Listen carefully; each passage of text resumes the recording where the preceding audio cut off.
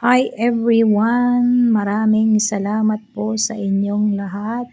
Mega love shout out to everyone. Another video po sa ating lahat na ating panoorin. At salamat po sa inyong mga suporta. I hope you like this video for today and have a good day. Hi guys, good afternoon. Ang ganda nitong ang bulaklak. Ayan, lumabas tayo para may video lang. May honeybee. Paano na siya guys? Palagas na. Ang kanyang magandang flower. Orange na orange siya guys. Asiwa ako tuloy sa sinuod ko. Ang lamig pala.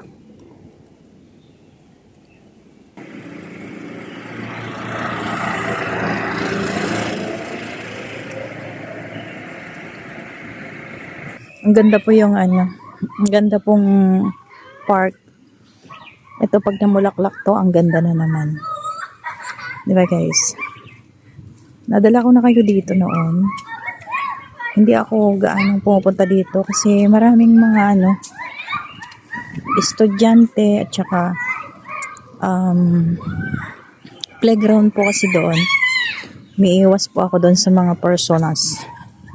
Ganda dito guys. Ito siya. Bougainvillea po yan. Sa paarko-arko. Pero ngayon wala siyang bulaklak. Nalagas po ang kanyang bulaklak at magkapareho yan.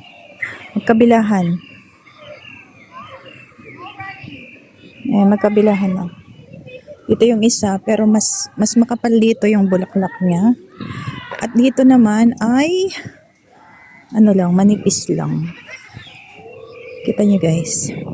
So yung main the main purpose for this video is just only coming here at the park for something that I had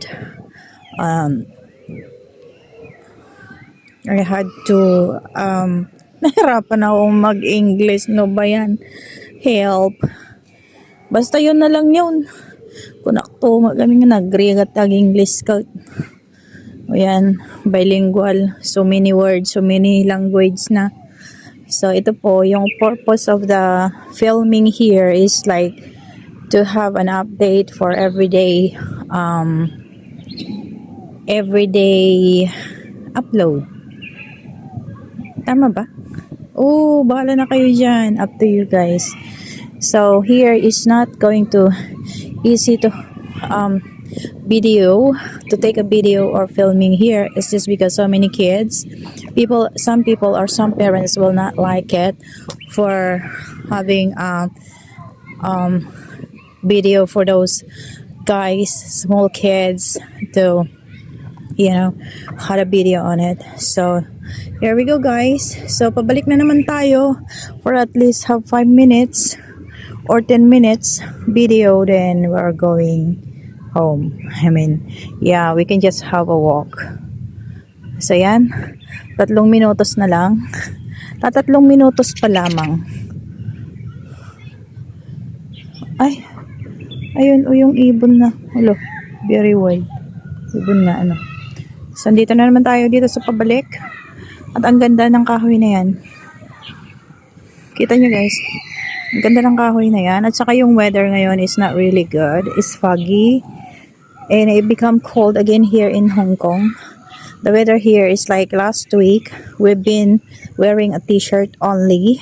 And if you're coming outside, you're just only going to wear a long sleeve kind of. But now, at this time, you're going to wear a jacket first, like for winter. So yan, weather lang. But if you are going to wear a t-shirt and just only base on it is going to be you are tough of the cold. Tiis ganda. Ayan. So, ito yung kahoy na I had been taking last time because they just planted it. They just transplant in here because supposed to be these trees last time is not here because of the typhoon. So, this is the place where they put it in right now. So, ayan, sari-sari na lang yung mga sinasabi ko, guys. Thank you for watching. At least may ma-upload ako, may video ako. Ayan, guys. Diba? At saka yan, hindi po yan bahay. Ayan po ay part of the clubhouse.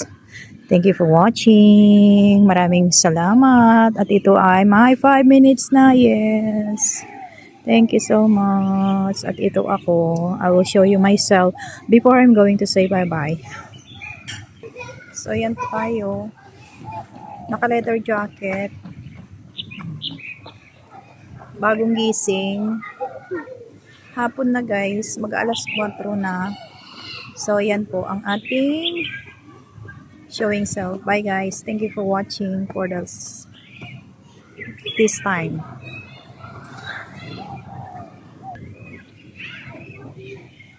Ang haba naman yung ano. Talagang halatang bagong gising ang person. Kita nyo, guys. So, maglakad na lang ako hanggang doon sa ano.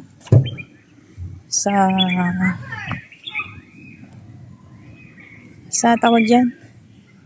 Seaside.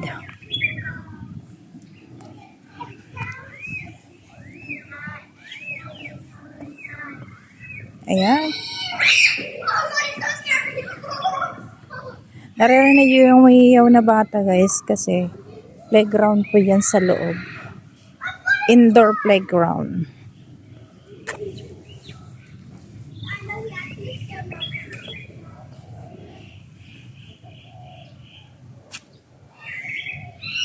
Indoor playground. Sige po, bye-bye na po. Maraming salamat. Ayan, paradahan ng mga bisikleta.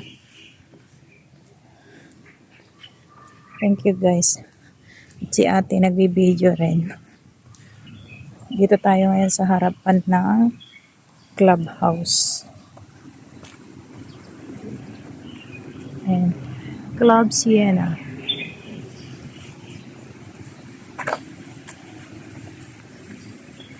Nakapayong si ate. Umuulan ba?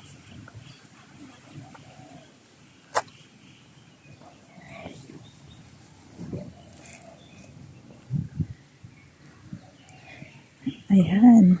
Yan po ang sa amin. Pero, mag-walking muna tayo kasi bali pangalawang umaga na sa araw na ito na hindi tayo nakapag-walking. So, thank you for watching, guys. This is it. Pansit. Bye!